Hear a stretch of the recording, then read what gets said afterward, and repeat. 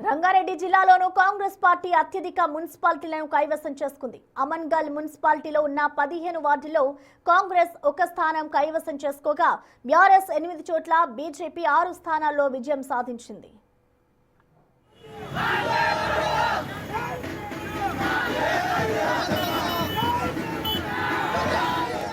చేవెళ్ల మున్సిపాలిటీలో ఉన్న 18 వార్డుల్లో కాంగ్రెస్ 11 చోట్ల పాగా వేసింది.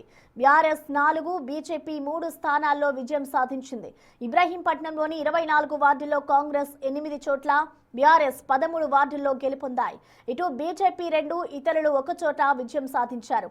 మోయినాబాద్ మున్సిపాలిటీలోని 26 వార్డుల్లో కాంగ్రెస్ 10 చోట్ల, బీఆర్ఎస్ 7 స్థానాల్లో విజయం సాధించాయి. ఇక బీజేపీ 4 చోట్ల, ఇతరులు 5 స్థానాల్లో గెలుపొందారు.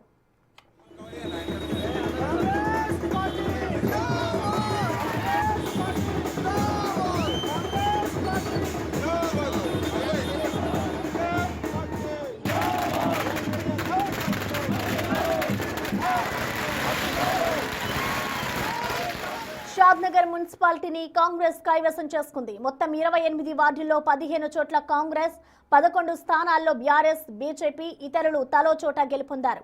ఇక శంకర్పల్లిలో ఉన్న 15 వార్డుల్లో 9 చోట్ల కాంగ్రెస్, 4 చోట్ల బీఆర్ఎస్ విజయం సాధించాయి. ఇతరులు 2 చోట్ల గెలుపొందారు.